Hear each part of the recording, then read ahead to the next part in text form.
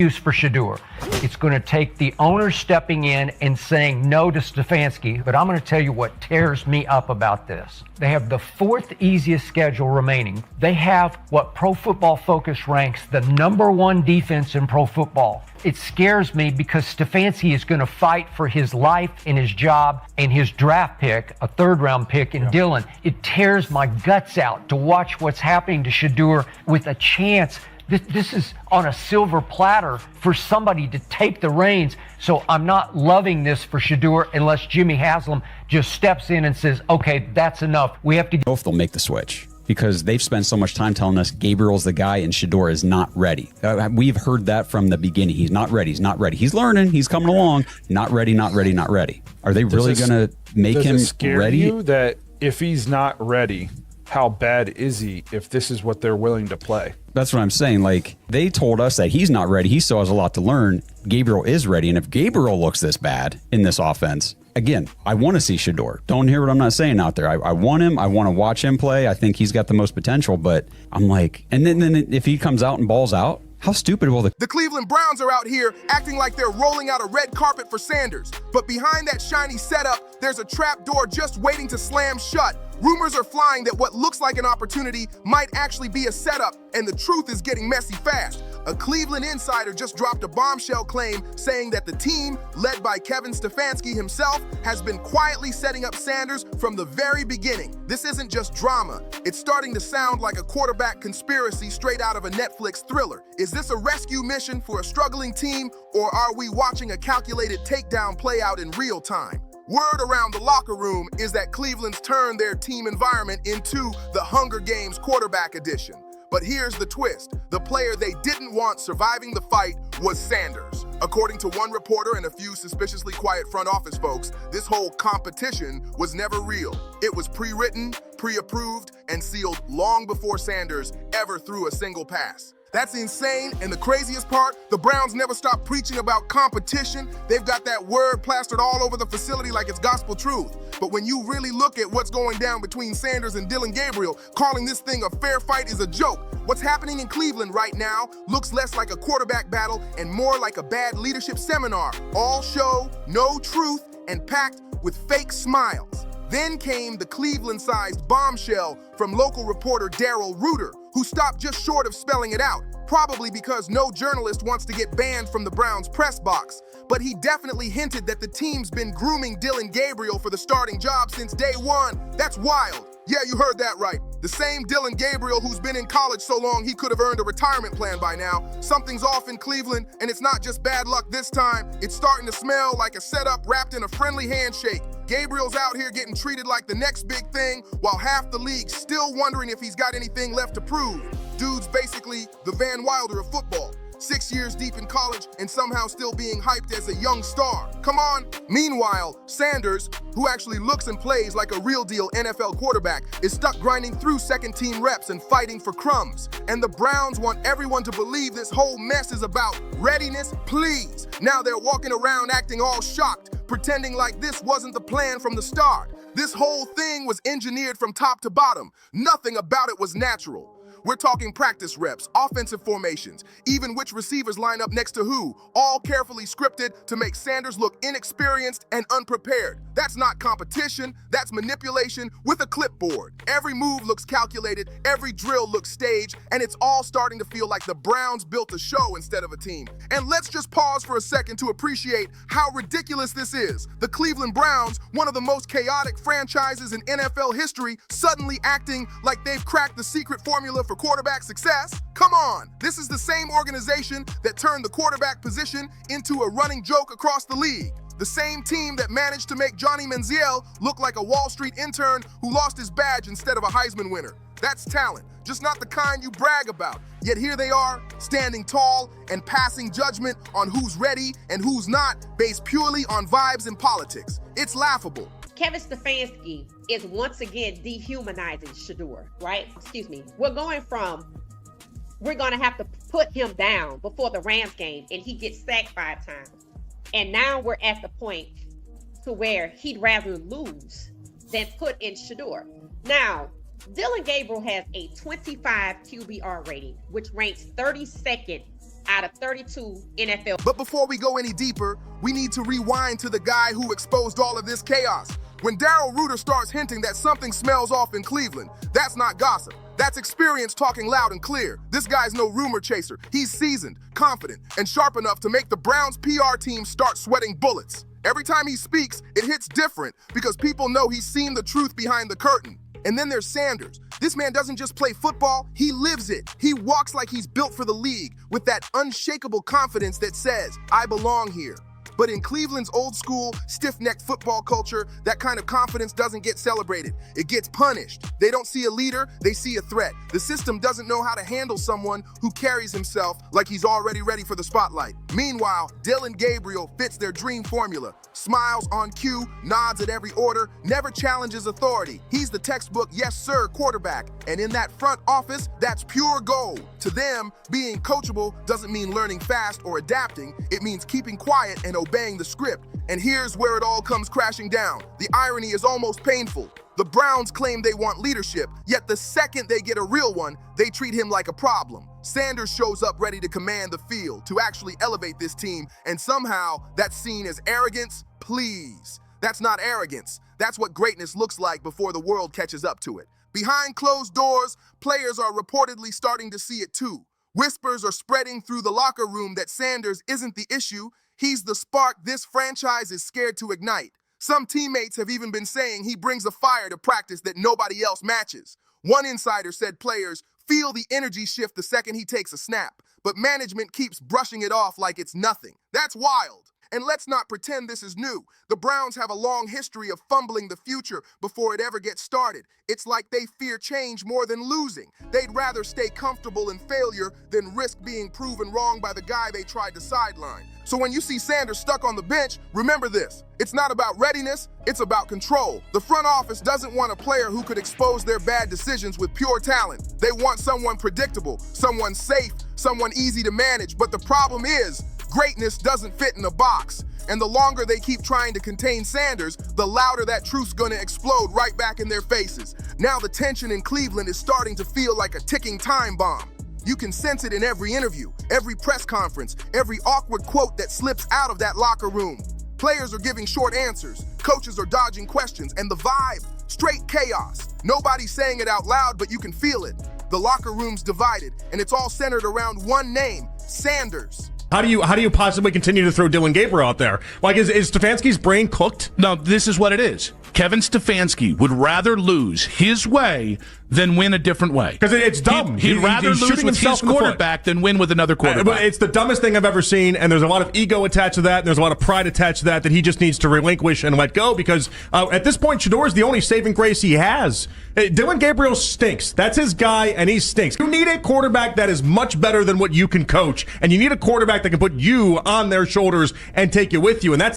Some of the veterans are reportedly frustrated, wondering why a guy with real NFL-level talent is being treated like an intern. Meanwhile, Dillon Gabriel keeps getting protected like he's the franchise's chosen one. One anonymous player even said, it's obvious who's got the juice, and it ain't Dillon. That's a heavy statement. It's like everyone sees what's happening except the people calling the shots. And get this, the coaches are apparently micromanaging everything around Sanders. From which drills he runs to how many snaps he gets with the first team, it's all under tight control. Almost like they're afraid of what might happen if he actually gets a fair shot. Because if Sanders ever got to take over that offense and he thrived, it would make a lot of people upstairs look real foolish. The pressure's building by the day. The fans are restless, the players are whispering, and the entire organization looks one bad game away from imploding. You can try to hide the truth for a while, but eventually it breaks through.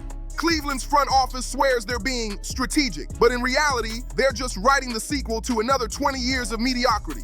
Same script, different actors. They're allergic to swagger, terrified of individuality, and completely obsessed with how things look instead of how they work. It's like they want a quarterback who takes good pictures, not one who can take hits and win games under pressure. Unreal. And training camp, that wasn't random, that was a full-blown production. Dillon Gabriel got the best receivers, the most polished plays, and defensive setups so soft they might as well have been walkthroughs. Sanders, meanwhile, got the leftovers and chaos, the kind of reps designed to make anyone look off balance. Watching it unfold was like watching a magician pull the same trick over and over, except this time, the audience already knows the secret. The sleight of hand is happening right there in the open, yet they still call it a fair competition. What a joke. And the labels they throw around, too independent, too media friendly, too confident. Let's be real. That's corporate code for he doesn't stick to our PR script.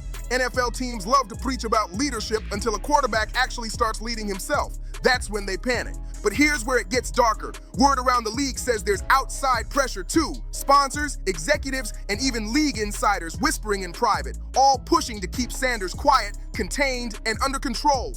Because a young, confident quarterback with legacy, charisma, and his own voice, that's the kind of player who rattles the entire system. And clearly, Cleveland isn't ready for that kind of shakeup. The Browns aren't out here protecting a winning legacy. They're protecting a brand of chaos. That's their true identity, and they wear it like a badge. Every move they make feels less like football strategy and more like keeping their circus perfectly choreographed. Just enough drama to distract from the dysfunction. So, when a player like Sanders walks into the building with real confidence, poise, and a mind of his own, panic sets in immediately. The front office doesn't crave energy or leadership, but they crave control, predictability, obedience. And Sanders, he's the total opposite. Individuality wrapped in pure talent. That's why they can't handle him. Andrew Berry, the general manager, probably sees what's happening. He knows Sanders has that it factor. The rare mix of skill and presence you just can't fake. But let's be honest, Barry's not running the full show. Jimmy Haslam, the billionaire owner, is still the one pulling the strings. And half the time, he's more focused on juggling the Milwaukee Bucks or chasing his next shiny business move than fixing the football team that keeps falling apart under his watch. It's classic Browns chaos dressed up as strategy. And honestly, it's almost impressive how they keep finding new ways to ruin potential. Think about it.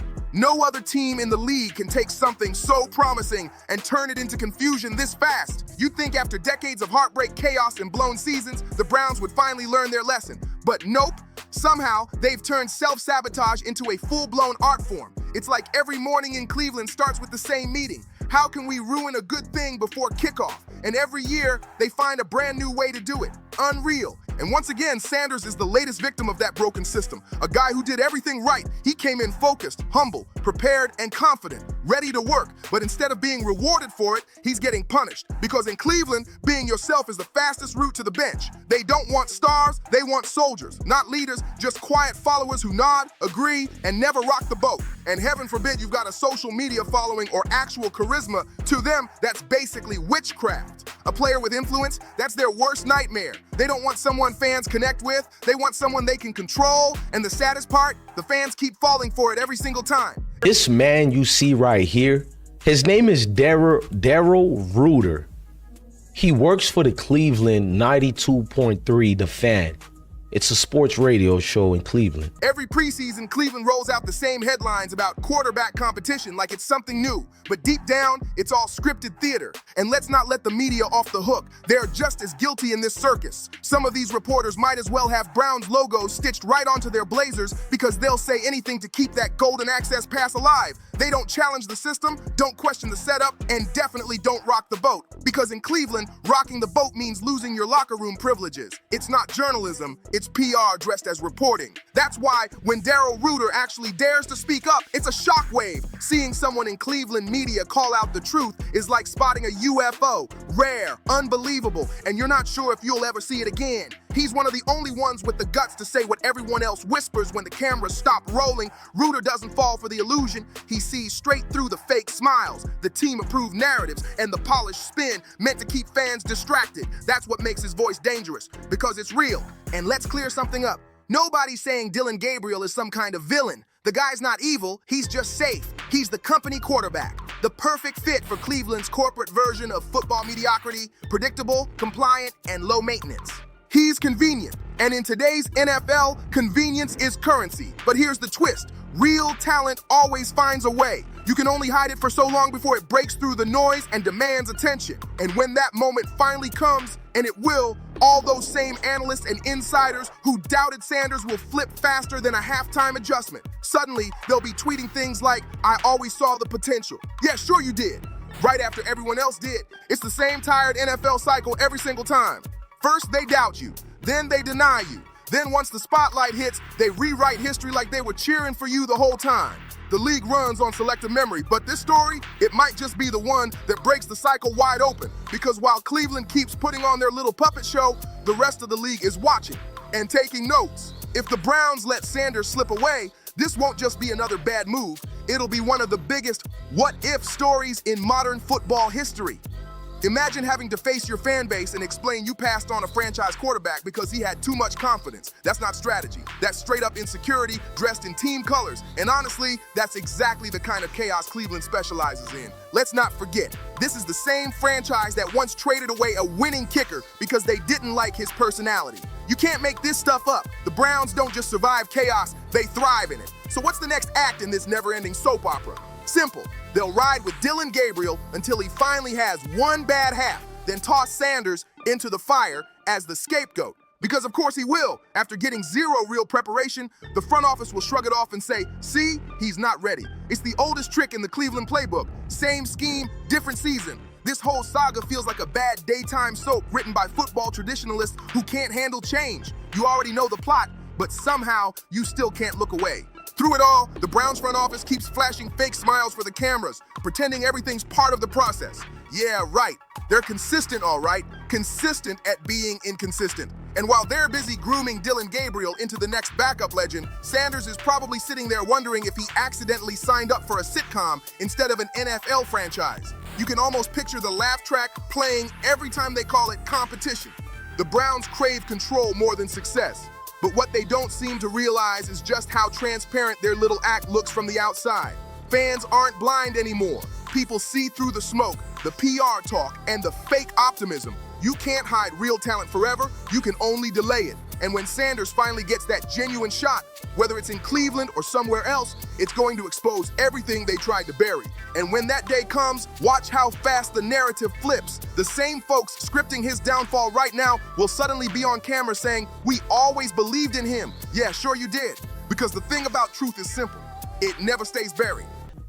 He speaks on the Cleveland Browns, he covers it, but he just exposed the Cleveland Browns and on their motives and what they got going on. He explains to you how Dillon Gabriel is who the Cleveland Browns the whole time was preparing for. And when that truth finally blows wide open, it's going to expose every fake smile and every forced handshake in that entire building. When daylight finally hits what's been going on in Cleveland, it's going to sting bad. Because you can only hide behind polished PR statements for so long before reality kicks the door down. The cracks are already showing, and everyone can feel it. Reporters are finally starting to ask real questions instead of reading team-approved scripts. Players are giving side eyes to the coaching staff during practice. And on social media, fans are connecting the dots faster than the Browns can delete their own damage control tweets. The so-called quarterback competition storyline isn't holding up anymore. People can feel it's rigged. It's like watching a magic trick when you already know where the rabbit's hiding. The suspense is gone, and all that's left is the embarrassment of getting caught. Insiders are even saying that some veterans inside the locker room are quietly backing Sanders now. They see the way he moves, calm, confident, steady, and it's starting to hit them that maybe he's the spark this franchise actually needs. The energy changes when he's around, and players can't ignore that anymore. Meanwhile, the front office, total panic mode. They can sense the walls closing in because once this story gets too big to control, the whole illusion collapses. There's tension seeping into every corner of that facility. Coaches are second-guessing their own play calls, players are rolling their eyes in team meetings, and PR handlers are running around like firefighters trying to put out online misunderstandings that keep popping up faster than they can delete tweets. The Browns are trying to calm a full-blown storm with one generic press release, and it's not working. But here's where things get wild. Word is spreading fast. that other teams across the league are watching this circus unfold very closely. Scouts from rival franchises are quietly taking notes, waiting for the moment Cleveland finally cracks under its own pressure, because deep down, they already know what the Browns refuse to admit. A quarterback like Sanders doesn't stay buried forever. Once he gets that starting shot, he's going to light up the field, and everyone who tried to keep him down is going to look like a fool under those stadium lights. And this isn't just about one player anymore. It's about power, about who gets to decide what kind of talent fits the system. The Browns built their entire identity around control, structure, and conformity, but the NFL is changing right in front of them, and fans can feel it in their bones. The new generation of quarterbacks aren't just athletes, they're movement makers. They throw touchdowns, build brands, shift narratives, and move culture forward every single Sunday. So if Cleveland can't handle that kind of energy, maybe they don't deserve to keep it. Maybe the best thing that could happen to Sanders is getting out, because one thing's for sure, this story's nowhere near over. The Browns thought they could control the story, that they could write the script, seal the ending, and sell it as progress. But the plot just flipped. And now, the truth is roaring louder than any polished press conference they can throw together. This time, the truth isn't leaking quietly. It's pouring straight out of Cleveland, flooding every timeline, every headline, every locker room whisper. Let's call it exactly what it is. This was never a real quarterback competition. It was a coronation in disguise. The Browns picked their favorite long before training camp even started, then dressed the whole thing up as a fair battle to fool the fans and protect their image. It's all smoke and mirrors. They're not developing quarterbacks, they're developing narratives. This isn't football management anymore. It's damage control in shoulder pads. And if you followed the Browns for more than 5 minutes, you already know how this movie ends. It always ends with that same tired speech. We'll get them next year, followed by another closed-door meeting about fixing the culture. It's the Cleveland Classic. Hope, hype, heartbreak, repeat. They rebrand it every season, repaint the slogans on the walls, and promise fans this is the year it all turns around, only to trip over their own playbook again and again.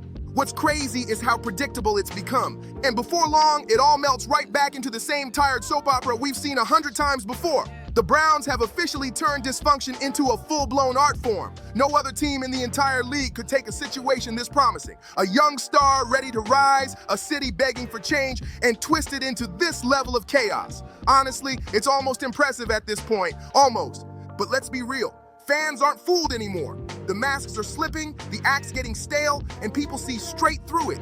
You can call favoritism strategy, you can label manipulation as team culture, but the truth doesn't care about your PR script. The people watching know exactly what's going on, and sooner or later, that truth is gonna blow up bigger than any press statement or locker room denial they can throw together.